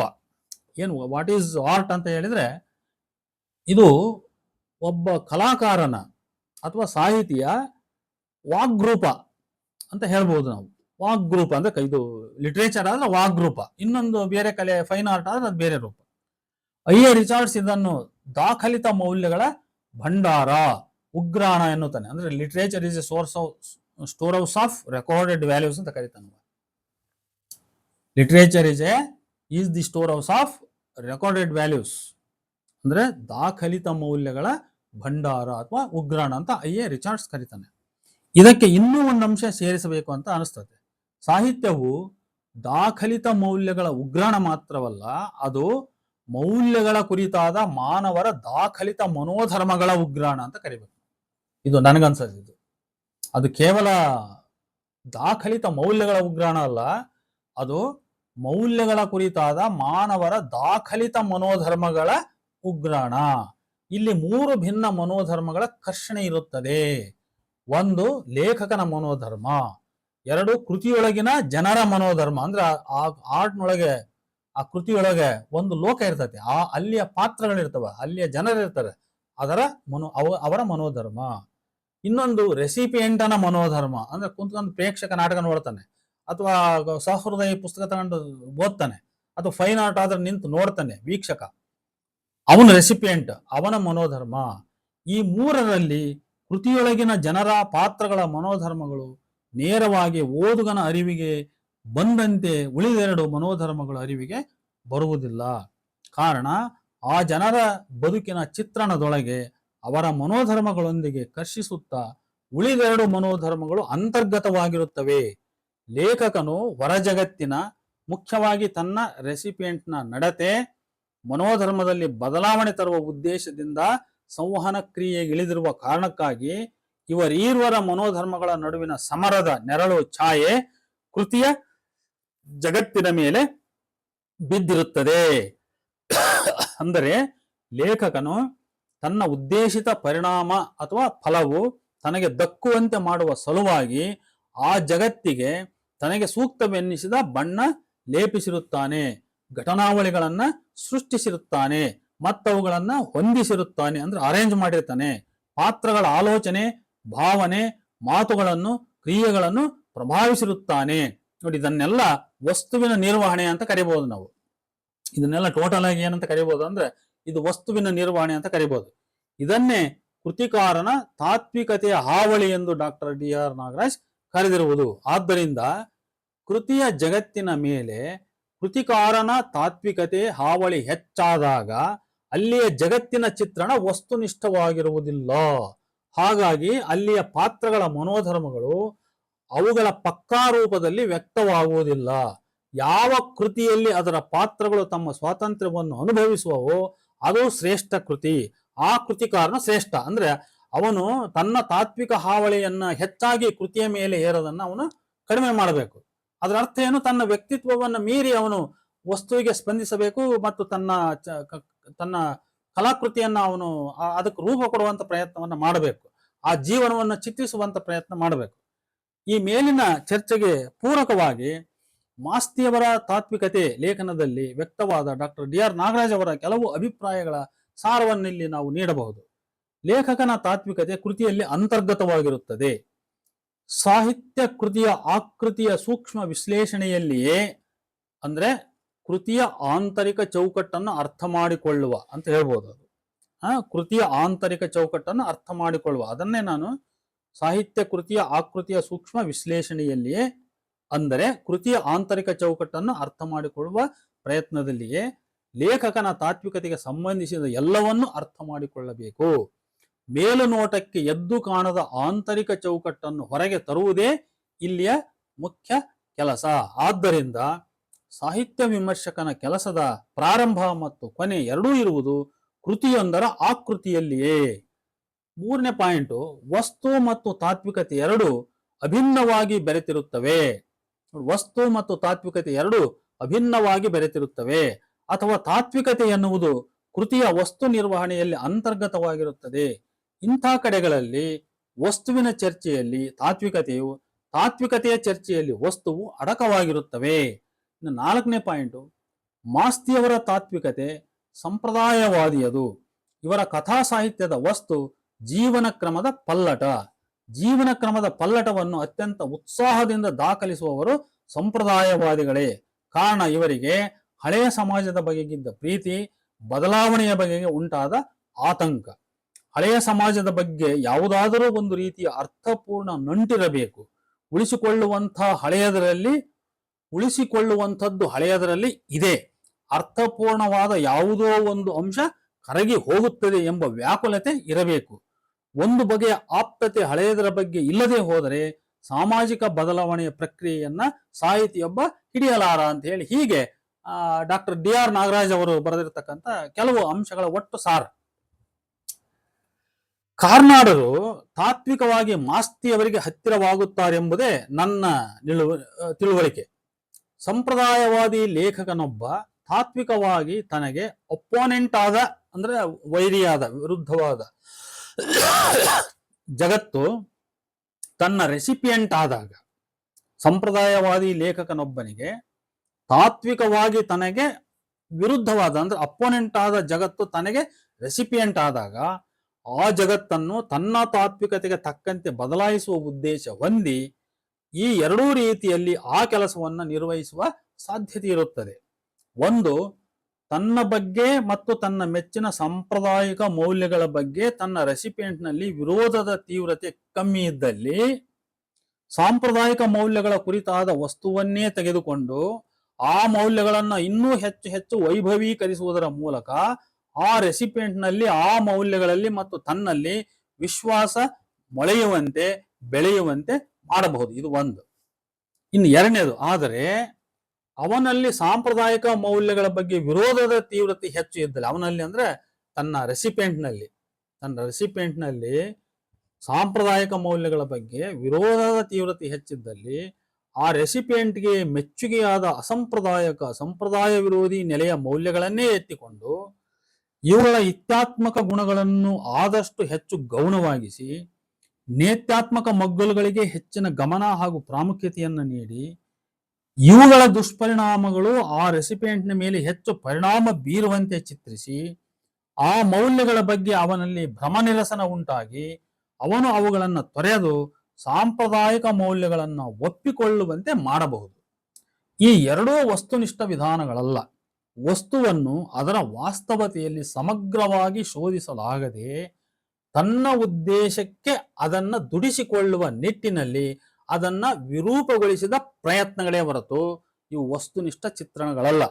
ತಲೆದಂಡ ನಾಟಕ ಇವುಗಳಲ್ಲಿ ಈ ಎರಡನೆಯ ವರ್ಗಕ್ಕೆ ಸೇರುತ್ತದೆ ಅನ್ನೋದು ನನ್ನ ನಂಬಿಕೆ. ಅಂದ್ರೆ ಇಲ್ಲಿ ಲೇಖಕರು ತನ್ನ ರೆಸಿಪಿಯೆಂಟ್ ಅಂದ್ರೆ ಯಾರನ್ನ ಅವರು ತನ್ನ ರೆಸಿಪಿಯೆಂಟ್ ಅಂತ ತಿಳ್ಕೊಂಡಿದ್ರು ಅವರಲ್ಲಿ ತಾನು ಟೀಕಿಸ್ತಕ್ಕಂತ ಮೌಲ್ಯಗಳ ಬಗ್ಗೆ ಅಥವಾ ಆ ಮೌಲ್ಯಗಳ ಕುರಿತಾಗಿ ಅವರಿಗೆ ತೀವ್ರ ಪ್ರೀತಿ, ಇನ್ನೊಂದು ಕಡೆ ಸಂಪ್ರದಾಯವಾದಿ ದೃಷ್ಟಿಯವರ ಬಗ್ಗೆ ತೀವ್ರ ವಿರೋಧ ಅಲ್ಲಿ ಇರುವ ಕಾರಣಕ್ಕಾಗಿ ಆ ರೆಸಿಪಿಯೆಂಟ್ ನಂಬಿದ ಮೌಲ್ಯಗಳು ಅಂದ್ರೆ ಈಗ ಬಸವಾದಿ ಪ್ರಮತರ ಈ ಕ್ರಾಂತಿಕಾರಕ ಮೌಲ್ಯಗಳು ಏನದವಲ್ಲ ಆ ವಸ್ತುಗಳನ್ನೇ ಕೈಗೆತ್ತಿಕೊಂಡು ಅದರೊಳಗಿನ ಇತ್ಯಾತ್ಮಕ ಮೌಲ್ಯಗಳನ್ನು ಅಂದ್ರೆ ಪಾಸಿಟಿವ್ ಅಂಶಗಳನ್ನ ಗೌಣವಾಗಿಸಿ ಅದರ ನೆಗೆಟಿವ್ ಅಂಶಗಳನ್ನೇ ಮೇಲಕ್ಕೆ ಎತ್ತಿ ಚಿತ್ರಿಸಿ ಈ ಕ್ರಾಂತಿಕಾರಿ ದೃಷ್ಟಿ ಧೋರಣೆಯ ರೆಸಿಪಿಯೆಂಟ್ಗಳಲ್ಲಿ ಅವುಗಳ ಬಗ್ಗೆ ತಾವು ನಂಬಿರ್ತಕ್ಕಂಥ ಮೌಲ್ಯಗಳ ಬಗ್ಗೆ ಭ್ರಮನಿರಸನ ಉಂಟಾಗಿ ಅವುಗಳಿಂದ ವಿಮುಖರಾಗುವಂತೆ ಇದೆ. ಅವರ ನಡವಳಿಕೆಗಳಲ್ಲಿ ಅವರ ಬಿಹೇವಿಯರ್ನಲ್ಲಿ ಬದಲಾವಣೆ ತರುವಂತ ಒಂದು ಪ್ರಯತ್ನ ಇದೆ. ಹೀಗೆ ಮಾಡ್ತಕ್ಕಂಥದ್ದೇ ಗಿರೀಶ್ ಕಾರ್ನಾಡರ ಉದ್ದೇಶ ಅಂತ ನನ್ನ ಸ್ಪಷ್ಟವಾದ ನಿಲುವು. ಬಸವಾದಿ ಪ್ರಮತರ ಕ್ರಾಂತಿಯ ಪರಿಣಾಮದಲ್ಲಿ ಶಾಂತಿ, ಸಮಾನತೆ, ಸಹಬಾಳ್ವೆ ಮುಖ್ಯವಲ್ಲ. ಜೀವ ವಿರೋಧಿ ವರ್ಣ ವ್ಯವಸ್ಥೆ ತೊಡೆದು ಹಾಕಿ ಸಕಲ ಜೀವಾತ್ಮರಿಗೆ ಲೇಸ ಬಯಸುವುದು ಮುಖ್ಯವಲ್ಲ. ಬದಲಾಗಿ ಅಶಾಂತಿ, ಕ್ರೌರ್ಯ, ಅಪನಂಬಿಕೆ, ಪರಸ್ಪರ ದ್ವೇಷ, ಕೌಟುಂಬಿಕ ಹಾಗೂ ಸಾಮಾಜಿಕ ಕ್ಷೋಭೆ ಇವು ಮುಖ್ಯ ಎಂಬುದರರ್ಥವೇ ಕಾರ್ನಾಡರ ಕಣ್ಣು. ನಾಟಕದಲ್ಲಿ ಬಸವಣ್ಣ ಒಬ್ಬ ಸಮರ್ಥ ಕ್ರಾಂತಿಕಾರಿ ನಾಯಕನಲ್ಲ, ಬದಲಾಗಿ ಒಬ್ಬ ಪಲಾಯನವಾದಿ ಖಳನಾಯಕನಾಗಿ ತೋರುತ್ತಾನೆ. ಸಾಮಾನ್ಯನೊಬ್ಬನ ಕುಟುಂಬದಿಂದ ಹಿಡಿದು ಸಾಮ್ರಾಟರ ಕುಟುಂಬದವರೆಗೆ ಒಟ್ಟಿನಲ್ಲಿ ಇಡೀ ಸಮಾಜದ ಅಶಾಂತಿಗೆ ಬಸವಣ್ಣನೇ ಮೂಲ ಕಾರಣ. ವೈದಿಕ ಸಾಂಬ ಶಿವಶಾಸ್ತ್ರಿಗಳ ಮಗ ಜಗದೇವನಿಗೆ ಬಸವಣ್ಣನ ತತ್ವದ ಹುಚ್ಚು ಹಿಡಿದ ಕಾರಣಕ್ಕಾಗಿಯೇ ಅವರ ಕುಟುಂಬದಲ್ಲಿ ಆಂತರಿಕ ಕಲಹ ಹಾಗೂ ಪತಿಪತ್ನಿ ಪಿತಸುತರ ವಿಚ್ಛೇದನ ಆಯಿತು, ಜಗಳ ಆಯಿತು. ರಾಜ ಬಿಜ್ಜಳನು ಬಸವಣ್ಣನ ಒಡನಾಡಿ ಗೆಳೆಯ ಆಗಿರುವ ಕಾರಣಕ್ಕೆ ಸ್ವತಃ ತಾನೇ ತನ್ನ ಮಗ ಸೋವಿದೇವನನ್ನು ದ್ವೇಷಿಸುತ್ತಾನೆ. ಬಸವನ ಪಲಾಯನವಾದಿ ಧೋರಣೆಗೆ ಅವನ ತತ್ವವನ್ನು ಸ್ವತಃ ತಾವೇ ಬಾಳಿ ಸಾಕಾರಗೊಳಿಸಲು ಮುಂದಾದ ಮಧುವರಸ ಹರಳಯ್ಯರ ಕುಟುಂಬ ಬಲಿಯಾಗುತ್ತದೆ. ಈ ಪ್ರಸಂಗದಲ್ಲಿ ಬಸವಣ್ಣ ತನ್ನ ಅಂತಃಕರಣ ಸಾಕ್ಷಿಯಾಗಿ ವರ್ತಿಸುವುದಿಲ್ಲ. ಅವನ ನುಡಿ ಸ್ಫಟಿಕದ ಶಲಾಕೆಯಾಗಿ ಬರುವುದಿಲ್ಲ. ಅಂತರಂಗ ಬಹಿರಂಗ ಶುದ್ಧಿ ಬರೀ ಬೊಗಳೆ ಎಂಬ ಭಾವನೆ ಬರುವಂತಿದೆ ಅವನ ನಡತೆ. ನಿಷ್ಠುರ ತೋರಿ ವರ್ಣಸಾಂಕರ್ಯಕ್ಕೆ ನಕಾರ ನುಡಿದು ಆಗುವ ಅಪಾಯವನ್ನು ತಪ್ಪಿಸಲುವಲ್ಲ, ಇಲ್ಲ ತನ್ನ ತತ್ವಕ್ಕೆ ಬದ್ಧವಾಗಿ ನಿಂತು ಅವರಿಗೆ ಆತ್ಮಪೂರ್ಣ ಸಮ್ಮತಿ ನೀಡಿ ಬೆಂಬಲವಾಗಿ ನಿಂತು ಅವರನ್ನು ರಕ್ಷಿಸುವ ಪ್ರಯತ್ನವನ್ನು ಮಾಡುವುದಿಲ್ಲ. ಬಸವಣ್ಣನ ಗೆಳೆತನದ ಪ್ರಭಾವದಿಂದಾಗಿಯೇ ಅವನ ತತ್ವದಲ್ಲಿ ಸ್ವತಃ ವ್ಯವಸ್ಥೆಯ ಅಧಿಪತಿ ರಾಜನಿಗೆ ನಂಬಿಕೆ ಹುಟ್ಟಿದ್ದು. ಆ ಕಾರಣಕ್ಕಾಗಿಯೇ ಅವನು ವರ್ಣಸಾಂಕರ್ಯ ಉಂಟು ಮಾಡುವಂತಹ ಅಂತರ್ವರ್ಣೀಯ ವಿವಾಹಕ್ಕೆ ಅಸ್ತು ನೀಡಿದ್ದು. ಆ ಕಾರಣಕ್ಕಾಗಿಯೇ ವೈದಿಕರು ಅವನ ವಿರುದ್ಧ ಸಂಚು ಹೂಡಿ ಅವನನ್ನ ಕೊಲೆ ಮಾಡಿದ್ದು. ಹೀಗೆ ಬಿಜ್ಜಳನ ದುರ್ವಿಧಿಗೆ ಬಸವನೇ ಮೂಲ. ಬಿಜ್ಜಳನ ಕೊಲೆಗೆ ರಾಜಕೀಯ ಕಾರಣಗಳಿದ್ದಾಗ್ಯೂ ಅವೆಲ್ಲ ಈ ಕಾರಣಗಳ ಮುಂದೆ ಗೌಣವಾಗುತ್ತವೆ. ತೆರೆಯ ಮುಂದೆ ಕಾಣುವ ಈ ಸಂಗತಿಗಳು ತೆರೆಮರೆಯಲ್ಲಿ ಅದೆಷ್ಟು ಕುಟುಂಬಗಳಲ್ಲಿ ಇಂತಹ ಸಮಸ್ಯೆಗಳು ಇರಬಹುದೆಂಬ ಆತಂಕವನ್ನ ಪ್ರೇಕ್ಷಕರಲ್ಲಿ ಸೃಷ್ಟಿಸದೆ ಬಿಡುವುದಿಲ್ಲ. ಶರಣರ ಕ್ರಾಂತಿಯ ಇತ್ಯಾತ್ಮಕ ಪರಿಣಾಮಗಳು ಜಾತಿ ಲಿಂಗ ಸಮಾನತೆ, ಜಂಗಮ ದಾಸೋಹ, ಕಾಯಕ ತತ್ವ ಪ್ರಾಧಾನ್ಯತೆ, ಹೀಗೆ 10 ಹಲವು. ಸೋಜಿಗವೆಂದರೆ ಈ ನಾಟಕದಲ್ಲಿ ಅಂಥ ಯಾವುದೊಂದು ಅಂಶವೂ ಪರದೆಯ ಮುಂದೆ ಬರುವುದಿಲ್ಲ. ನಾಟಕಕಾರರು ಕಾಳಜಿ ತೋರಿದ ಒಂದೆರಡು ಅಂಶಗಳು ಇಲ್ಲಿ ಕೇವಲ ವರದಿಯಾಗಿ ಬಿಡುತ್ತವೆ. ಉದಾಹರಣೆಗೆ, ಬಿಜ್ಜಳನೇ ಸ್ವತಃ ಮಾಂಡಳಿಕತ್ವದ ದಾಸ್ಯದಿಂದ ಮುಕ್ತನಾಗಿರುವುದು ಬಸವಣ್ಣನ ವೈಚಾರಿಕತೆಯ ಪ್ರಭಾವದಿಂದ ಎಂಬುದು. ಲಕ್ಷಾಂತರ ಶರಣರುದಿಸಿ ಈ ನಾಡಿಗೆ ಬಂದು ಕಾಯಕ ತತ್ವ ಎತ್ತಿ ಹಿಡಿದು ಬಾಳುತ್ತಿರುವುದರಿಂದಲೇ ಕಲ್ಯಾಣದಲ್ಲಿ ಶಾಂತಿ ನೆಲೆಸಿ ನಯವಂಚನೆಗಳಿಲ್ಲದೆ ಬಾಳು ನಡೆಯುತ್ತಿರುವುದೆಂಬುದು. ಅದರ ಪರಿಣಾಮವಾಗಿಯೇ ರಾಜಧಾನಿಗೆ ಬೇರೆ ಬೇರೆ ಕಡೆಯ ವ್ಯಾಪಾರಸ್ಥರು ಬಂದು ನೆಲೆಸಲಾಗಿ ರಾಜ ಬೊಕ್ಕಸಕ್ಕೆ ಅಪಾರ ಧನ ಹರಿದು ಬರುತ್ತದೆ ಎಂಬುದು. ದಲಿತರೆಲ್ಲ ಲಿಂಗಸಂಗಿಗಳಾಗಿ ಇತರೆ ಶರಣರಂತೆ ಮುಕ್ತ ಜೀವನ ನಡೆಸುತ್ತಿದ್ದಾರೆಂಬುದು. ಹೀಗೆ ಶರಣರ ಕ್ರಾಂತಿಯ ಎಲ್ಲ ಇತ್ಯಾತ್ಮಕ ಪರಿಣಾಮ ವಿವರಿಸಬಲ್ಲ ಘಟನೆಗಳು ಕೇವಲ ಗಿರೀಶ್ ಕಾರ್ನಾಡರ ತಲೆದಂಡ ನಾಟಕದಲ್ಲಿ ವರದಿಯಾಗುತ್ತವೆ. ದಲಿತರು ಲಿಂಗವಂತರಾಗುವುದಂತೂ ಕರ್ನಾಟಕದ ಅಂದಿನ ಮತ್ತು ಇಂದಿನ ಸಾಮಾಜಿಕ ಪರಿಸ್ಥಿತಿಗಳಿಗೆ ಹೆಚ್ಚು ಪ್ರಸ್ತುತವಾದ ಹಾಗೂ ಶರಣರ ಕ್ರಾಂತಿಯ ಪ್ರಧಾನ ಆಶಯವನ್ನ ತೋರ್ತಕ್ಕಂಥ ಸಂಗತಿ ಅದು. ಆದರೆ ನಾಟಕದಲ್ಲಿ ಇದೂ ವರದಿಯಾಗುತ್ತದೆ. ಬನ್ನೂರಿನಲ್ಲಿ ಬಸವಣ್ಣನಿಂದ ದಲಿತರು ಲಿಂಗ ದೀಕ್ಷೆ ಪಡೆಯುವುದನ್ನು ಪ್ರೇಕ್ಷಕ ಕೇವಲ ಕೇಳುತ್ತಾನೆಯೇ ಹೊರತು ನೋಡುವುದಿಲ್ಲ. ಅವನು ಕಣ್ಣಿನಿಂದ ಸ್ವತಃ ಸ್ಟೇಜ್ ಮೇಲೆ ನೋಡಲ್ಲ ಅವನು. ಆದರೆ ಜಗದೇವ ಸಾಂಬಶಿವಶಾಸ್ತ್ರಿ, ಜಗದೇವ ಸಾವಿತ್ರಿಯರ ವಿಯೋಗ ಹೃದಯ ವಿದ್ರಾವಕ ಸನ್ನಿವೇಶವಾಗಿ ಪ್ರೇಕ್ಷಕನ ಕಣ್ಣಾಲಿಗಳಲ್ಲಿ ಅಶ್ರುಧಾರೆ ಯುಕ್ಕಿಸುವಂತೆ ಪರದೆಯ ಮುಂದೆ ನಡೆಯುತ್ತದೆ. ಬಿಜ್ಜಳ ಸೋವಿಯರ ಹಾಗೆ ಕಣ್ಣಿಗೆ ಕಾಣುತ್ತದೆ. ಬಿಜ್ಜಳ ಸೋವಿಯರ ಹಾಗೆ ಅವರ ವೈರತ್ವ ಅದು ಕಣ್ಣಿಗೆ ಕಾಣುತ್ತದೆ. ಅದು ಅಂದ್ರೆ ಸ್ಟೇಜ್ ಮೇಲೆ ಅದು ಒಂದು ದೃಶ್ಯವಾಗಿ ಬರ್ತದೆ. ಈ ವಿಯೋಗ ಸನ್ನಿವೇಶ ನಮ್ಮ ಕಾಲದಲ್ಲಿ ಕ್ರಾಂತಿಕಾರಿ ವೈಚಾರಿಕತೆಯ ಪ್ರಭಾವದಿಂದಾಗಿ ಅಂತರ್ಜಾತಿ ವಿವಾಹ ಮಾಡಿಕೊಂಡು ತಮ್ಮ ಮನೆ ಊರು ತೊರೆದು ಹೋದ, ಇಲ್ಲವೇ ಕೆರೆ ಬಾವಿಗಳಿಗೆ ಹಾರವಾದ ಪ್ರಸಂಗಗಳನ್ನ ಕೇವಲ ನೆನಪು ಮಾಡುವುದಲ್ಲ, ತೀವ್ರವಾಗಿ ಅನುಭವಿಸುವಂತೆ ಮಾಡುತ್ತವೆ. ಮಧುವರಸ ಹರಳಯ್ಯನವರ ತಲೆಯಲ್ಲಿ ವರ್ಣಸಾಂಕರ್ಯ ವಿವಾಹದ ಕಲ್ಪನೆಯ ಭಿತ್ತಿ ಬಿದ್ದಿರುವುದು ಬಸವನಿಂದಲೇ. ಸ್ವತಃ ಹರಳಯ್ಯ ಕಲ್ಯಾಣಿ ಜೋಡಿಗಳು ಶರಣರಾಗಿರುವುದು ಅವರ ಹಿರಿಯರ ಇಚ್ಛೆಗೆ ವಿರುದ್ಧವಾಗಿ. ಇದರ ಫಲ ಅವರು, ಅವರ ಹಿರಿಯರು ಮತ್ತು ಅವರ ಮೂಲ ಕುಲದೈವಗಳಿಂದ ದೂರಾದದ್ದು. ಹರಳಯ್ಯನ ಮಾತು ಕೇಳಿ, ಹೌದು ನಾನು ಕಲ್ಯಾಣಿ ಶರಣರಾದ್ವಿ, ನಮ್ಮವ್ವ ಒಲ್ಲೆ ಅಂದ್ಲು, ನಮ್ಮ ಮನಿ ದೈವ ಹಳ್ಳಿ ದ್ಯಾಮವ್ವ, ಅದನ್ನ ಬಿಡಕ್ಕಾಗಣಿಲ್ಲೋ ಅಂತ ಅತ್ತಳು. ಅವತ್ತಿನಿಂದ ನಾವು ಆಕೆನ ಕಂಡಿಲ್ಲ, ಆಕೆ ನಮ್ಮನ್ನು ಕಂಡಿಲ್ಲ ಅಂತ ದೃಶ್ಯ 5ರಲ್ಲಿ ಬರ್ತದೆ. ಈ ಹರಳಣ್ಣನ ತಾಯಿ ಶೀಲನ ಅಜ್ಜಿ ಕಳೆದ ಒಂದು ಅಮಾವಾಸ್ಯೆ ಈ ಲಗ್ನ ಆಗತಕ್ಕದ್ದಲ್ಲ, ಆದ್ರ ನೆತ್ತರು ಹೊಳಿ ಹರಿತಾವ ಅಂತ ಕಾಣಿಕ ಹೇಳಿರುತ್ತಾಳೆ. ಹೀಗೆ ಬಸವ ತತ್ವದಲ್ಲಿ ಶ್ರದ್ಧೆ ಇಟ್ಟು ತಮ್ಮ ಹಿರೀಕರಿಗೆ ಅಗೌರವ ತೋರಿ ಅವರ ಎಚ್ಚರಿಕೆಯ ನುಡಿ ನಿರ್ಲಕ್ಷಿಸಿ ತಮ್ಮ ಕುಲದೈವ ಕಡೆಗಣಿಸಿ ಮುನ್ನಡೆದದ್ದರ ಫಲವೇ ತಾವು ನೇತ್ರೋತ್ಪಾಟನೆಗೀಡಾಗಿ ಆನೆ ಕಾಲಿಗೆ ಕಟ್ಟಿಸಿಕೊಂಡು ಬೀದಿಯಲ್ಲಿ ಎಳೆಸಿಕೊಂಡು ಸತ್ತದ್ದು. ಶೀಲ ಕಲಾವತಿಯರ ಲಗ್ನದ ಇತ್ಯರ್ಥದ ದೃಶ್ಯವು ಬಸವಣ್ಣನ ಖಳತ್ವವನ್ನು ದಿಗ್ದರ್ಶಿಸುವ ದೃಶ್ಯ ಅದು. ಹಾಗೆಯೇ ಜಾತಿ ವರ್ಣ ಭೇದವನ್ನ ತೊಡೆದು ಹಾಕುವ ಮೂಲ ಅಸ್ತ್ರವಾದ ಅಂತರ್ಜಾತಿ ಅಂತರ್ವರ್ಣೀಯ ವಿವಾಹಗಳಿಗೆ ವೈದಿಕ ಸಮಾಜ ಎಷ್ಟರ ಮಟ್ಟಿಗೆ ಅಡ್ಡಿಯಾಗಿದೆಯೋ ಅಷ್ಟರ ಮಟ್ಟಿಗೆ ಅದಕ್ಕೂ ಹೆಚ್ಚು ಮುಖ್ಯವಾಗಿ ಕೆಲವರ್ಣದವರ ಸಂಸ್ಕೃತಿ ಜನ್ಯ ಕಾರಣಗಳು ಅಡ್ಡಿಯಾಗಿವೆ ಎಂದು ತೋರಿಸುವ ನಾಟಕಕಾರರ ಉದ್ದೇಶವನ್ನು ಕೂಡ ಈ ದೃಶ್ಯ ಹೊರಹಾಕುತ್ತದೆ. ಕಾರಣ ಇದನ್ನ ತುಸು ಹೆಚ್ಚು ವಿವರವಾಗಿ ಚರ್ಚಿಸುವ ಅಗತ್ಯವಿದೆ. ಪುಟ 48ರಲ್ಲಿ ಕಾಣುವಂತೆ ಮದುವೆಯ ವಿಷಯ ಇನ್ನೂ ಚರ್ಚೆ ಹಂತದಲ್ಲಿರುವಾಗಲೇ ಬಿಜ್ಜಳನು ಮಹಾಮನೆಗೆ ಬಿಜಯಂಗೈದದ್ದು ವರದಿಯಾಗುತ್ತದೆ. ಹಾಗಾಗಿ ಬಸವಣ್ಣ ಆತುರದಲ್ಲಿ ಒಂದು ಷರತ್ತಿನ ಮೇಲೆ ಈ ಲಗ್ನಕ್ಕೆ ತನ್ನ ಸಮ್ಮತಿ ನೀಡುತ್ತಾನೆ.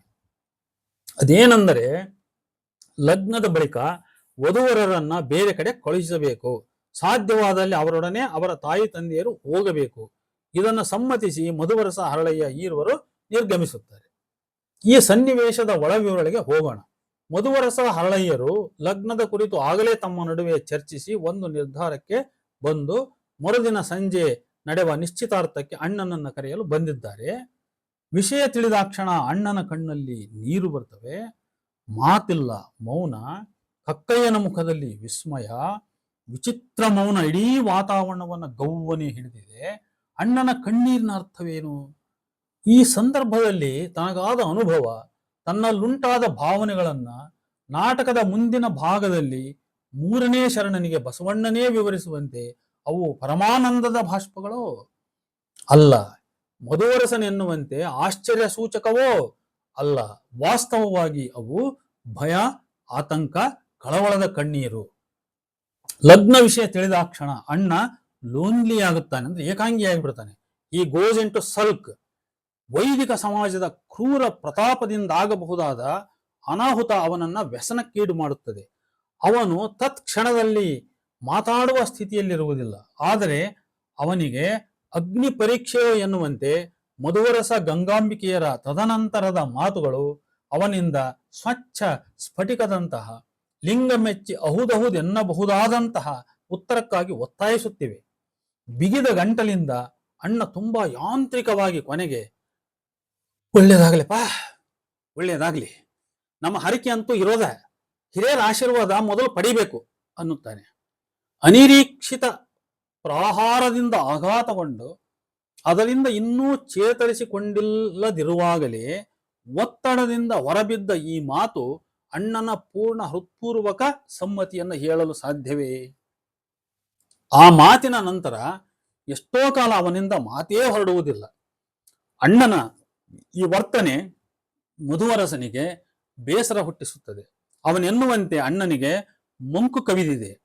ಹರಳಯ್ಯನೆನ್ನುವಂತೆ ಕೈ ಏಳುತ್ತಿಲ್ಲ.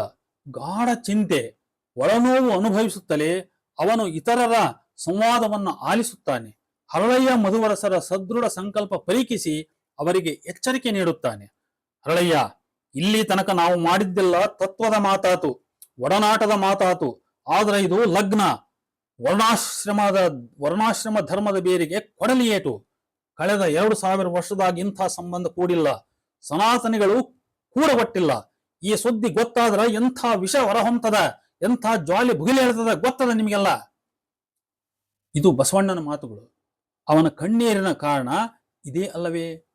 ಈ ಲಗ್ನದಿಂದ ಆಗಬಹುದಾದ ದುಷ್ಪರಿಣಾಮಗಳ ಅರಿವಿರುವ ಅಣ್ಣನಿಗೆ ಬದುಕು ನಾಟಕವಲ್ಲ ಎಂಬ ಸೂಕ್ಷ್ಮಜ್ಞತೆಯೂ ಇದೆ. ಜೀವನ ಅಂದ್ರೆ ಇದು ನಾಟಕ ಅಲ್ಲ ಅನ್ನುವ ಸೂಕ್ಷ್ಮಜ್ಞತೆಯೂ ಇದೆ.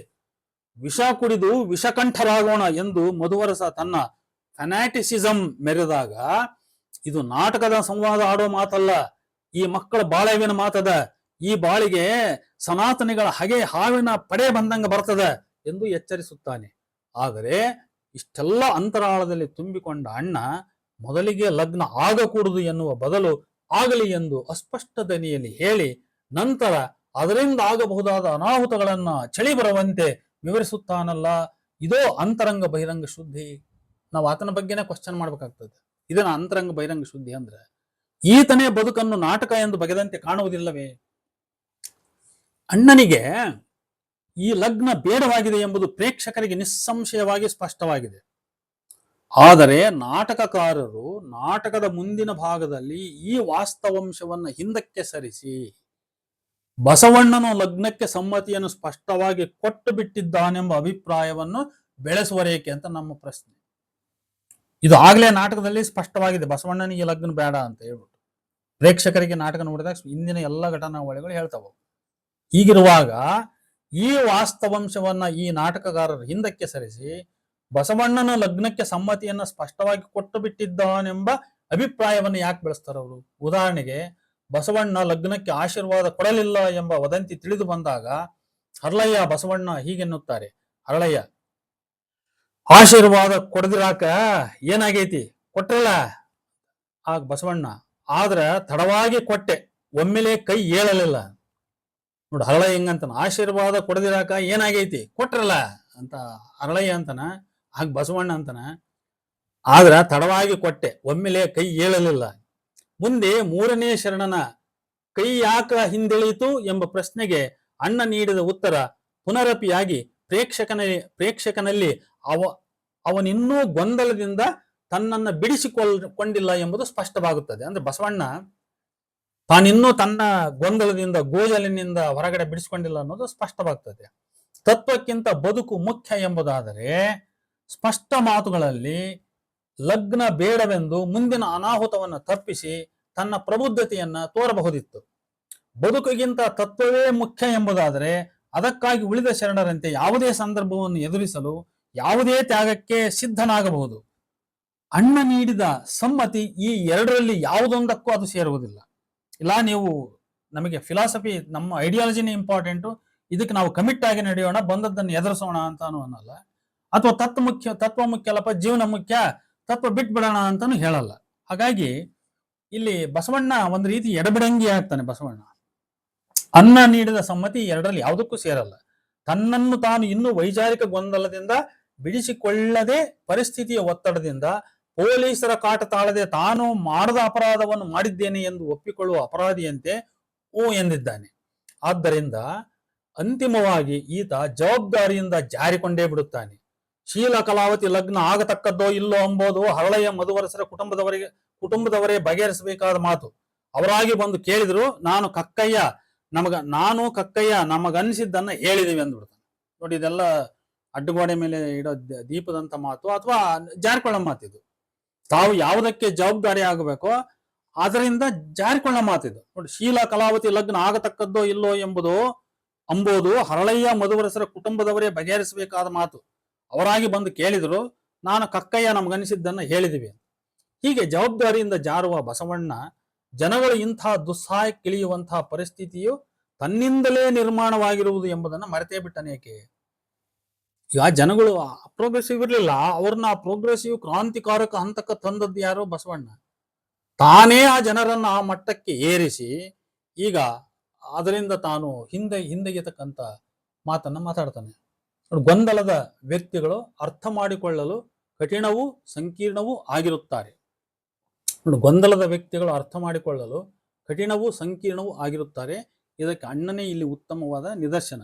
ವಿಪರ್ಯಾಸವೆಂದರೆ, ಹೀಗೆ ಹಾರುವ ಉತ್ತರ ನೀಡಿದ ಬಸವಣ್ಣ ನಂತರ ಬಿಜ್ಜಳನಿಗೆ ಉತ್ತರಿಸುತ್ತಾ ತಾನು ಲಗ್ನಕ್ಕೆ ಒಪ್ಪಿಗೆ ನೀಡಿರುವುದಾಗಿಯೂ, ಲಗ್ನ ನಡೆದೇ ತೀರುವುದೆಂದು, ಲಗ್ನಕ್ಕೆ ರಾಜನು ಅಡ್ಡಿಪಡಿಸಿದರೆ ತಾನು ಅರಮನೆ ಮುಂದೆ ಧರಣಿ ಕೂಡುವುದಾಗಿಯೂ ಹೇಳ್ತಾನೆ. ನೋಡಿ, ಈ ಮಾತುಗಳಿಗೆ ಏನು ವ್ಯಾಲ್ಯೂ ಇದೆ? ಹೀಗೆ ಬಸವಣ್ಣನ ನಿರ್ಧಾರದ ಅನಿಶ್ಚಿತತೆ, ಅವನ ಹೊಯ್ದಾಟ, ಜಾರಿಕೊಳ್ಳುವ ಗುಣ ಇವೆಲ್ಲ ನೋಡಿದರೆ ಅವನೊಬ್ಬ ಚರಿತ್ರೆಗಳು ಕಟ್ಟಿಕೊಡುವಂತಹ ಖಚಿತ ನಿಲುವಿನ, ಸ್ಪಷ್ಟ ನುಡಿಯ, ಛಲದ, ಅಂತರಂಗ ಬಹಿರಂಗ ಶುದ್ಧಿಯ, ನಡೆನುಡಿಗಳೊಂದಾಗಿರುವ ಕ್ರಾಂತಿಯೋಗಿಯನ್ನ ಹೋಲುವುದೇ ಇಲ್ಲ. ನಾವು ಗಿರೀಶ್ ಕಾರ್ನಾಡರ ನಾಟಕ ತಲೆದಂಡ ನಾಟಕದ ಬಸವಣ್ಣನನ್ನ ನಾವು ಚರಿತ್ರೆಯಲ್ಲಿ ಏನು ನಾವು ತಿಳ್ಕೊಂಡಿದ್ದೇವೆ ಆ ಬಸವಣ್ಣನಿಗೆ ನಾವು ಹೋಲ್ಸಕ್ಕೆ ಸಾಧ್ಯವೇ ಇಲ್ಲ. ಹಾಗೆಯೇ ಮಧುವರಸನು ಕೂಡ ಇಲ್ಲಿ ಅಪ್ರಬುದ್ಧ. ಇವನ ಹುಂಬತನದ ಹುಚ್ಚುತನದ ಇತಿಹಾಸವನ್ನ ಇವನ ಹೆಂಡತಿ ಲಲಿತಾಂಬಳ ಮಾತು ಬಿಚ್ಚಿಡುತ್ತವೆ. ಗಂಡನ ಮೇಲ ದೂರು ಹೇಳ್ತಾಳ, ಗಯ್ಯಾಳಿ ಅಂತ ತಿಳ್ಕೋಬೇಡ್ರಿ ಗಂಗಕ್ಕ. ಆದ್ರ 10 ವರ್ಷದ ತೆಳಗ ಇವರಿಗೊಬ್ಬ ಪಾಶುಪತ ಗುರು ಸಿಕ್ಕರು. ಸುರು ಆತು ತ್ರಿಕಾಲ ಭಸ್ಮ ಸ್ನಾನ. ಮೈಗೆಲ್ಲ ಬೂದಿ ಬಡ್ಕೊಳ್ಳೋದೇನು, ಹೋ ಅಂತ ಕೂಗಾಡೋದೇನು, ಕುಣಿದಾಡೋದೇನು. ಆಮೇಲೆ ಒಂದು ದಿವಸ ಇದ್ದಕ್ಕಿದ್ದಂಗ ಬೌದ್ಧರಾದ್ರು. ನಮ್ಮ ಮನಿ ಮಾರು ಎಲ್ಲಾ ಒಂದು ವಿಹಾರಕ್ಕೆ ದಾನ ಮಾಡ್ಲಿಕ್ಕೆ ಹೊಂಟಿದ್ರು. ನಾ ಹೊಳಿ ಬಾವಿ ಅಂದಾಗ ಬಿಟ್ರು. ಈಗ ಶರಣರಾಗ್ಯಾರ. ತಾವ ಖರೆ ಶರಣರು. ಉಳಿಕಿ ಮಂದಿ ಎದೆಗುದಿ ಕಸಕ್ಕ ಸಮ. ಇನ್ನು ಹರಳಯ್ಯ ಒಂದು ರೀತಿಯ ಕೀಳು ಆಸಕ್ತಿ ಹೊಂದಿದವನು ಎಂಬುದು ಅವನ ಮಾತಿನಿಂದಲೇ ಸ್ಪಷ್ಟ. ಲಲಿತಾಂಬಳಿಗೆ ಉತ್ತರಿಸುತ್ತಾ, ನೀ ಮೊಚ್ಚು ಮರಿ ಇಲ್ಲದ ಬಿಚ್ಚು ಮಾತು ಆಡಿ ಲಲಿತಕ್ಕ ಅಂದಾಗ ನಾನು ಒಪ್ಕೋತೀನಿ. ಈ ನೆಂಟಸ್ತಿಕೆ ಮಾತು ಬಂದಾಗ ನಾನು ಏನು ಅಂದ್ಕೊಂಡಿದ್ದೆ ಗೊತ್ತಾಯ್ತಾ? ನನಗರೆ ಮ್ಯಾಗಿನ ಜಾತಿ ಹೆಣ್ಣು ಕನಸಿನ್ಯಾಗ ಕೂಡ ದಕ್ಕಲಿಲ್ಲ. ಈಗ ನನ್ನ ಮಗನ ಕೈನ ಹಿಡಿತಾಳಲ್ಲ, ಬೇಸಾತು ಅಂತಂದಿನಿ. ಅಂದ್ರೆ ಹರಳಯ್ಯ ಮೇಲು ಜಾತಿಯೊಂದಿಗೆ ಲಗ್ನ ಸಂಬಂಧ ಮಾಡುತ್ತಿರುವುದಕ್ಕೆ ಜಾತ್ಯತೀತ ಸಮಾಜದ ಕನಸು ಪ್ರೇರಣೆಯಲ್ಲ, ಬದಲಾಗಿ ಮೇಲು ಜಾತಿಯ ಹೆಣ್ಣಿನ ಬಣ್ಣ ಮೈಮಾಟದ ಮೋಹ ಇಲ್ಲಿ ಕಾರಣ ಅಂತ ಅವನ ಮಾತಿನಿಂದ ನಮ್ಗೆ ಅರ್ಥ ಆಗ್ತದೆ. ಇಲ್ಲಿ ವಧೂವರರಾದ ಶೀಲ ಕಲಾವತಿಯ ಇಚ್ಛೆ ಇವರ ಲೆಕ್ಕಕ್ಕಿದೆಯೇ? ಶೀಲ ಹಸಿಗೂಸು, ತಂದೆ ತಾಯಿ ಮಾತಿನಂತೆ ನಡೆಯುವವನು, ಕಲಾವತಿ ಇನ್ನೂ ಆಡುವ ಹುಡುಗಿ. ಹಾಗಾದರೆ ಇವರೇ ಪರಸ್ಪರ ಮೆಚ್ಚಿಕೊಂಡದ್ದಕ್ಕೆ ಲಗ್ನವೋ ಏನು ಇದು ಹಿರಿಯರ ಒತ್ತಾಯದ ಲಗ್ನವೋ? ಈ ಲಗ್ನದ ಸಮಸ್ಯೆಗೆ ಇನ್ನೂ ಒಂದು ಮುಖವಿದೆ. ಸಮಗಾರ ಸಂಸ್ಕೃತಿ ಜೀವನ ವಿಧಾನಕ್ಕೆ ಬ್ರಾಹ್ಮಣ ಸಂಸ್ಕೃತಿಯ ಹುಡುಗಿ ಒಗ್ಗಿಕೊಳ್ಳಲಿಕ್ಕೆ ಸಾಧ್ಯವಿಲ್ಲ ಎಂಬುದರ ಮೇಲೆ ಕಾರ್ನಾಡ್ ಒತ್ತು ಹಾಕಿದ್ದಾರೆ. ಇದನ್ನು ನಾವು ವಿಶೇಷವಾಗಿ ಗಮನಿಸಬೇಕು. ಈ ಅಂಶವನ್ನ ಶೀಲನ ಬಾಯಿಯಿಂದಲೇ ಹೊರಹಾಕುತ್ತಿರುವುದು ಒಂದು ತಂತ್ರ. ಅದು ಕಲಾವತಿಗೆ ತೊಗಲನಾಥ ತಡ್ಕೊಳ್ಳಾಕ ಆಗಾಣಲ್ಲರಿ ಅಂತ. ಕಲಾವತಿಗೆ ತೊಗಲನಾಥ ಆಗಾಣಲ್ಲರಿ, ಇದನ್ನೇ ಲಲಿತಾಂಬ ಅನುಮೋದಿಸುತ್ತಾಳೆ. ಇಲ್ಲಿ ಚರ್ಚೆ ಆಗುತ್ತಿರುವ ವಿಷಯ ಅಂದ್ರೆ ಅದು ಮಾದಿಗರ ಮನೆ ಚರ್ಮ ಚಪ್ಪಲಿ ಹೊಲಿಯತಕ್ಕಂಥದ್ದು, ಆ ಚರ್ಮದ ವಿಶೇಷ ಕಮಟ ವಾಸನೆ ಅದೆಲ್ಲ ಇರ್ತದೆ. ಅದೆಲ್ಲ ಈ ಕಲಾವತಿಗೆ ತಡ್ಕೊಳಕ್ ಬ್ರಾಹ್ಮಣ ಮನೆ ಹುಡುಗಿ ಆಗಲ್ಲ ಅಂತ. ಒಂದೊಂದು ಜಾತಿಯು ತನ್ನ ಪ್ರತ್ಯೇಕ ಸ್ವತಂತ್ರ ಅಸ್ತಿತ್ವದಲ್ಲಿ ತನ್ನ ಸಾಂಸ್ಕೃತಿಕ ವೈಶಿಷ್ಟ್ಯತೆಯನ್ನು ಉಳಿಸಿಕೊಂಡಿದೆ. ಅದರದ್ದೇ ಆದ ವಿಶಿಷ್ಟ ಉಡುಗೆ, ಊಟ, ವಸತಿ, ಉದ್ಯೋಗ, ದೈವ ಅದಕ್ಕಿದ್ದು ಅವೆಲ್ಲಕ್ಕೆ ಆ ಜಾತಿ ಸಂಸ್ಕೃತಿಯ ಜನಾಂಗವು ಮೊದಲಿನಿಂದಲೂ ಒಗ್ಗಿಕೊಂಡಿರುತ್ತದೆ. ಆದ್ದರಿಂದ ಒಂದು ಜಾತಿಯ ಗಂಡು ಅಥವಾ ಹೆಣ್ಣು ಇನ್ನೊಂದು ಜಾತಿಯ ಕೌಟುಂಬಿಕ, ಸಾಮಾಜಿಕ, ಸಾಂಸ್ಕೃತಿಕ ಪರಿಸರಕ್ಕೆ ಒಗ್ಗಿಕೊಳ್ಳುವುದು ಕಷ್ಟ. ಅದರಲ್ಲೂ ಕೆಳಜಾತಿಯ ಪರಿಸರಕ್ಕೆ ಮೇಲು ಜಾತಿಯ ಹೆಣ್ಣು ಒಗ್ಗಿಕೊಳ್ಳುವುದು ಇನ್ನೂ ಹೆಚ್ಚು ಕಷ್ಟ. ಇದೆಲ್ಲ ಅರಿತಿರುವ ಲಲಿತಾಂಬ ಈ ಲಗ್ನಕ್ಕೆ ತನಗೆ ಒಪ್ಪಿಗೆ ಇಲ್ಲದಿದ್ದರೂ ತಾನು ಶರಣೆ ಎಂಬ ಕಾರಣಕ್ಕೂ ತನ್ನ ಶರಣಪತಿಗೆ ಅವಿಧೇಯವಾಗಿ ನಡೆಯಬಾರದೆಂದು ತನ್ನ ನಿಚ್ಚಳ ಅಭಿಮತವನ್ನ ಹೊರಹಾಕಿರುವುದಿಲ್ಲ. ಆದರೆ ಶೀಲನ ಬಾಯಿಯಿಂದಲೇ ಆ ಸತ್ಯ ಹೊರಬಿದ್ದ ಮೇಲೆ ಆಕೆ ಧೈರ್ಯವಾಗಿ ನುಡಿಯುತ್ತಾಳೆ. ಇಲ್ಲಿ ನಾಟಕಕಾರರು ತಮ್ಮ ಪಾತ್ರಗಳನ್ನು ಹೆಚ್ಚು ಮನುಷ್ಯರನ್ನಾಗಿಸಲು, ಅವರಿಗೆ ಹೆಚ್ಚು ವಾಸ್ತವಿಕತೆ ದಕ್ಕುವಂತೆ ಮಾಡಲು ಪ್ರಯತ್ನಿಸಿದ್ದಾರೆ ಎನ್ನಿ.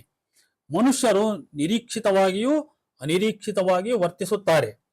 ಅವರ ಮಾತು ವರ್ತನೆಗಳಲ್ಲಿ ಸ್ವಲ್ಪ ಹೆಚ್ಚು ಕಮ್ಮಿ ಎಂಬುದಿದ್ದೇ ಇರುತ್ತದೆ. ಹೀಗಿದ್ದರೂ ಅಂತರ್ಜಾತಿ ವಿವಾಹಗಳ ಸಾಫಲ್ಯ ವೈಫಲ್ಯಗಳಿಗೆ ಈ ಸಂಸ್ಕೃತಿ ಜನ್ಯ ಕಾರಣಗಳು ಇವೆ ಎಂಬುದನ್ನು ಎತ್ತಿ ತೋರಿಸುವುದು ಕಾರ್ನಾಡರಿಗೆ ಅಷ್ಟೇ ಮುಖ್ಯವಾಗಿದೆ. 20ನೇ ಶತಮಾನದ ಅಂತರ್ಜಾತಿ ಅಂತರ್ವರ್ಣೀಯ ಲಗ್ನಗಳ ಸಮಸ್ಯೆಗಳು ಸ್ವರೂಪದಲ್ಲಿ ಶರಣರ ಕಾಲದ ಸಮಸ್ಯೆಗಳಿಂದ ಅಷ್ಟೇನು ಭಿನ್ನವಾದವುಗಳಲ್ಲ ಎಂಬುದನ್ನು ಅವರು ಇಲ್ಲಿ ಹೊಳೆಯಿಸುತ್ತಿದ್ದಾರೆ. ಒಟ್ಟಿನಲ್ಲಿ ಶರಣರು ಪ್ರಬುದ್ಧರಂತೆ, ಅಂತರಂಗ ಬಹಿರಂಗ ಶುದ್ಧಿಗೆ ಮಾನ್ಯತೆ ಕೊಟ್ಟವರಂತೆ ವರ್ತಿಸುವುದಿಲ್ಲ. ಬಸವಣ್ಣನಂತೂ ತಾನು ಯಾವ ತತ್ವ ಪ್ರತಿಪಾದಿಸಿದ್ದಾನೋ ಅದೇ ತತ್ವದಿಂದ ಹುಟ್ಟಿದ ಸಮಸ್ಯೆಗಳನ್ನು ಎದುರಿಸಲಾಗದೆ ಮಧುವರಸ ಹರಳೆಯರ ಚಿತ್ರ ಹಿಂಸಾತ್ಮಕ ಕೊಲೆ ಸಂಭವಿಸುವ ಮುನ್ನವೇ ಕಲ್ಯಾಣ ತೊರೆದು ಬಿಡುತ್ತಾನೆ. ಅವನು ಬಿಜ್ಜಳನನ್ನ ರಕ್ಷಿಸುವ ಕುರಿತಾಗಿ ಯೋಚಿಸುವನೋ ವಿನಃ ಮಧುವರಸ ಹರಳೆಯರನ್ನ ರಕ್ಷಿಸುವ ಚಿಂತೆ ಮಾಡುವುದಿಲ್ಲ.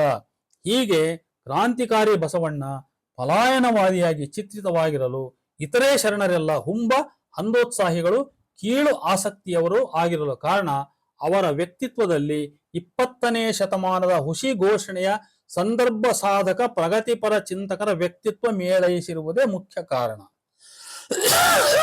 ರಾಜಕೀಯ ದೃಷ್ಟಿಕೋನದಿಂದ ಆದರ್ಶವಾದ ಸಂಪ್ರದಾಯವಾದಕ್ಕೂ ಬೂರ್ಶ್ವಾ ಉದಾರವಾದಿ ರಾಜಕಾರಣಕ್ಕೂ ಎಡಬಿಡದ ನಂಟು. ಕಾರ್ನಾಡರ ಸಂಪ್ರದಾಯವಾದವು ಪ್ರಭುತ್ವದೊಂದಿಗೆ ಹೊಂದಿರುವ ಈ ಬಗೆಯ ಸಖ್ಯವನ್ನು ಅವರು ಬಿಜ್ಜಳನ ಬಗ್ಗೆ ಹೊಂದಿರುವ ಮನೋಧರ್ಮದಲ್ಲಿ ಅವನ ವ್ಯಕ್ತಿತ್ವದ ಬೆಳವಣಿಗೆಯನ್ನ ಚಿತ್ರಿಸಿರುವಲ್ಲಿ ಕಾಣಬಹುದು. ಬಿಜ್ಜಳ ಇಲ್ಲಿ ಜಾತಿವಾದಿಯಲ್ಲ, ಕ್ರೂರನಲ್ಲ, ಶರಣದ್ವೇಷಿಯಲ್ಲ, ಶರಣರ ಸಂಗಿಯೂ ಅವರ ತತ್ವಪಾಲಕನೂ ಆಗಿ ಲಗ್ನಕ್ಕೆ ಅಸ್ತು ನೀಡಿ ತನ್ನ ಹಸ್ತವಲ್ಲ ಇಡೀ ಪ್ರಾಣವನ್ನೇ ಬಲಿಕೊಟ್ಟವನು. ಹೀಗೆ ಇವನೇ ನಾಟಕದ ಆದರ್ಶ ಪುರುಷ, ನಾಯಕ ಆಗಿಬಿಡುತ್ತಾನೆ. ಆದರೆ ಅಣ್ಣ ಖಳನಾಯಕನಾಗುತ್ತಾನೆ. ಇಡೀ ವ್ಯವಸ್ಥೆಯನ್ನೇ ಹದಗೆಡಿಸಿದವನು, ಸಾಮಾಜಿಕ ಕ್ಷೋಭೆ, ಅಶಾಂತಿ, ರಕ್ತಪಾತಕ್ಕೆ ಕಾರಣನಾದವನು ಬಸವಣ್ಣ. ಮಾಸ್ತಿಯವರ ಕಥೆಗಳ ಹಾಗೆ ಈ ನಾಟಕವೂ ಸಹ ಜೀವನ ಕ್ರಮದ ಪಲ್ಲಟವನ್ನೇ ಇಲ್ಲಿ ವಸ್ತುವನ್ನಾಗಿಸಿಕೊಂಡಿದೆ.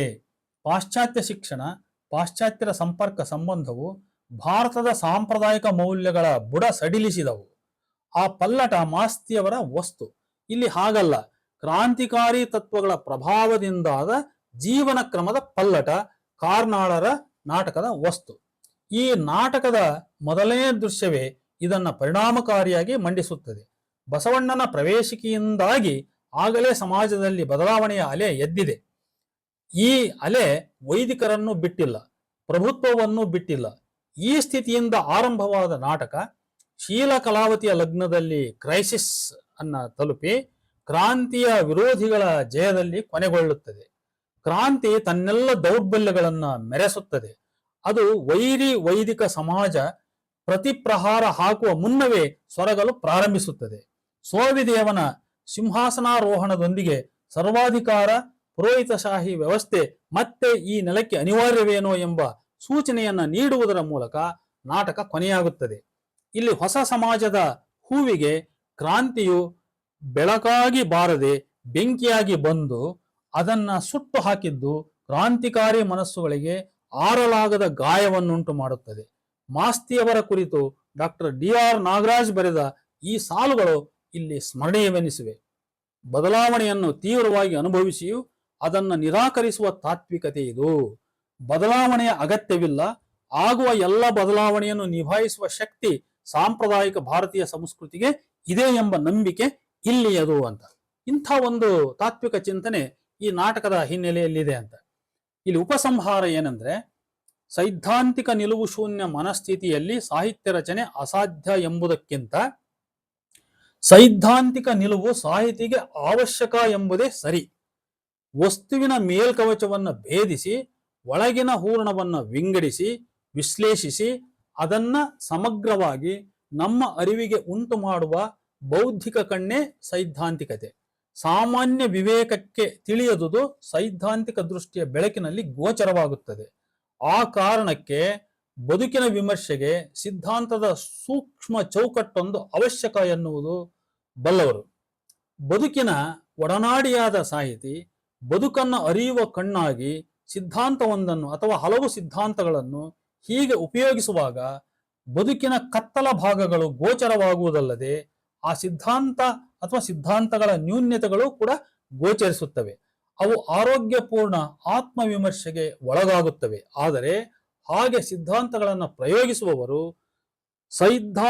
ಸಿದ್ಧಾಂತಕ್ಕೆ ಬದುಕೇ ತಳಹದಿ, ಸಿದ್ಧಾಂತಕ್ಕಿಂತ ಬದುಕೇ ಮುಖ್ಯ ಎಂದು ಅರಿತಿರಬೇಕು. ಬದುಕಿನ ಕಟು ವಾಸ್ತವಗಳಿಗೆ ಸೈದ್ಧಾಂತಿಕ ಸತ್ಯಗಳು ಹೊಂದಿಕೊಳ್ಳದ ಕಡೆ ಸಿದ್ಧಾಂತಗಳನ್ನು ತ್ಯಜಿಸಬೇಕು ಮತ್ತು ಸಿದ್ಧಾಂತಗಳಲ್ಲಿ ಹಾಗೆ ಕಂಡುಬರುವ ನ್ಯೂನ್ಯತೆಗಳಿಗೆ ಮಾರ್ಪಾಟು ತರುವ ಸೂಚನೆಯನ್ನು ಕೂಡ ಕೊಡಬೇಕು. ಹೀಗೆ ಸಾಹಿತಿಗಳು ಸಿದ್ಧಾಂತಗಳನ್ನು ಸದ್ಬಳಕೆ ಮಾಡುವುದರಿಂದ ಸಾಹಿತ್ಯ ಮತ್ತು ಸಿದ್ಧಾಂತ ಎರಡೂ ಕ್ಷೇತ್ರಗಳು ಪ್ರಯೋಜನವನ್ನ ಪಡೆದಂತಾಗುತ್ತದೆ. ಆದರೆ ಬದುಕಿಗಿಂತ ಸಿದ್ಧಾಂತವೇ ಮುಖ್ಯ ಎಂದು ಸಿದ್ಧಾಂತದ ಪರವಿರೋಧ ವಹಿಸಿ ಸಿದ್ಧಾಂತದ ಹಿತಕ್ಕಾಗಿ ಬದುಕಿನ ಸತ್ಯಗಳಿಗೆ ಕುರುಡಾಗಿ ವರ್ತಿಸುವ ಸಾಹಿತಿಯಿಂದ ಸಿದ್ಧಾಂತಕ್ಕೆ, ಬದುಕಿಗೆ, ಹಾಗೆಯೇ ಅವನ ಸಾಹಿತ್ಯದ ವಸ್ತುವಿಗೆ ನ್ಯಾಯ ದೊರಕುವುದಿಲ್ಲ. ಈತನ ಕೃತಿಗಳಲ್ಲಿನ ಜಗತ್ತು ಸತ್ಯ ದೂರವಾದುದು, ವಿರೂಪಗೊಳಿಸಿದ್ದು ಆಗಿರುತ್ತದೆ. ಈ ಹಿನ್ನೆಲೆಯಲ್ಲಿ ಕಾರ್ನಾಡರ ಈ ತಲೆದಂಡವನ್ನು ನೋಡಿದಾಗ ಸಿದ್ಧಾಂತದ ಹಿತಕ್ಕಾಗಿ ಅಥವಾ ತಾವು ನಂಬಿದ ಸಾಂಪ್ರದಾಯಿಕ ಮೌಲ್ಯಗಳ ಹಿತಕ್ಕಾಗಿ ಅವರು ವಸ್ತುವಿಗೆ ನ್ಯಾಯವನ್ನ ಒದಗಿಸಿಲ್ಲ. ವಸ್ತುನಿಷ್ಠತೆ ಅವರ ಕೃತಿಯಲ್ಲಿ ಉಳಿದಿಲ್ಲ ಎಂಬುದು ನನ್ನ ಸ್ಪಷ್ಟವಾದ ನಿರ್ಣಯ. ಅವರ ತಾತ್ವಿಕತೆಯು ಕೃತಿಯ ಬಂಧದಲ್ಲಿ ಹುದುಗಿ ತನ್ನ ಮತ್ತು ವಸ್ತುವಿನ ಶೋಧನೆಯ ನಡುವೆ ದೂರವೊಂದನ್ನು ಉಳಿಸಿಕೊಂಡಿಲ್ಲ ಎನಿಸುತ್ತದೆ. ವಸ್ತುವಿನ ಬಹುಮುಖಿ ಶೋಧನೆಗೆ ಅವರ ಸಂಪ್ರದಾಯ ಪರ ನಿಲುವು ಅಡ್ಡ ಬಂದಿದೆ.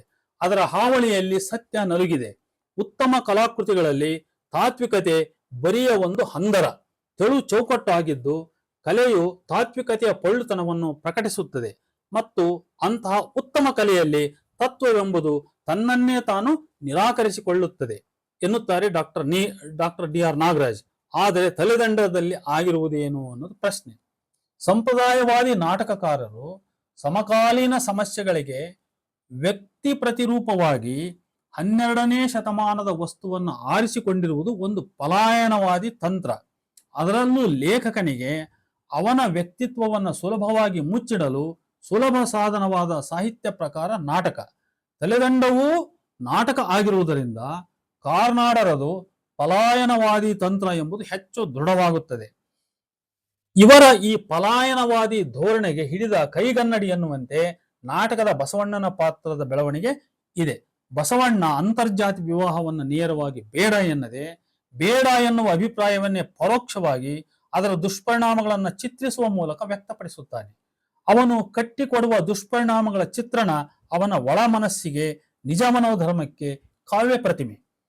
ಹೀಗೆಯೇ ಕಾರ್ನಾಡರು 20ನೇ ಶತಮಾನದ ಎಡಪಂಥೀಯರ ಸಂಪ್ರದಾಯ ವಿರೋಧಿ ಮಾರ್ಗ ಸರಿಯಲ್ಲ ಎಂದು ನೇರವಾಗಿ 20ನೇ ಶತಮಾನದ ವಸ್ತು ಸಂಗತಿಗಳ ಮೂಲಕವೇ ಹೇಳದೆ ಭೂತಕಾಲದ ಚಾರಿತ್ರಿಕ ಸಂಗತಿಗಳನ್ನು ಎತ್ತಿಕೊಂಡು ಅವುಗಳ ಇತ್ಯಾತ್ಮಕ ಪರಿಣಾಮಗಳನ್ನು ಹಿಂದಕ್ಕೆ ಸರಿಸಿ ನೇತ್ಯಾತ್ಮಕ ಪರಿಣಾಮಗಳನ್ನು ಹೆಚ್ಚು ಪರಿಣಾಮಕಾರಿಯಾಗಿ ಚಿತ್ರಿಸುವುದರ ಮೂಲಕ ಹೇಳಿರುವುದು ಸಹ ಅವರ ನಿಜ ಮನೋಧರ್ಮವನ್ನು ಪ್ರತಿಬಿಂಬಿಸುವ ಕಾವ್ಯ ಪ್ರತಿಮೆ ಅಂತ. ನೇರ ಮಾರ್ಗಕ್ಕಿಂತ ಪರೋಕ್ಷ ಮಾರ್ಗ ಹೆಚ್ಚು ಪರಿಣಾಮಕಾರಿ ಎಂಬುದನ್ನ ಕಾರ್ನಾಡ್ ಮತ್ತವರ ಬಸವಣ್ಣ ಉಭಯರೂ ಅರಿತಿದ್ದಾರೆ. ಆದರೆ ವಿಮರ್ಶೆಯ ಅಂತಿಮ ನಿಷ್ಕರ್ಷೆಯಲ್ಲಿ ಪಲಾಯನವಾದವೂ ಸಹ ಒಂದು ನಿರ್ದಿಷ್ಟ ತಾತ್ವಿಕ ನಿಲುವನ್ನು ಬಯಲು ಮಾಡುವ ಸಾಧನವಾಗಿರುತ್ತದೆ ಅಂತ. ಅಂತಿಮವಾಗಿ ವಿಮರ್ಶೆಯ ಅಂತಿಮ ನಿಷ್ಕರ್ಷೆಯಲ್ಲಿ ಈ ಪಲಾಯನವಾದವು ಸಹ ಒಂದು ನಿರ್ದಿಷ್ಟ ತಾತ್ವಿಕ ನಿಲುವನ್ನು ಬಯಲು ಮಾಡುವ ಸಾಧನವಾಗಿರುತ್ತದೆ.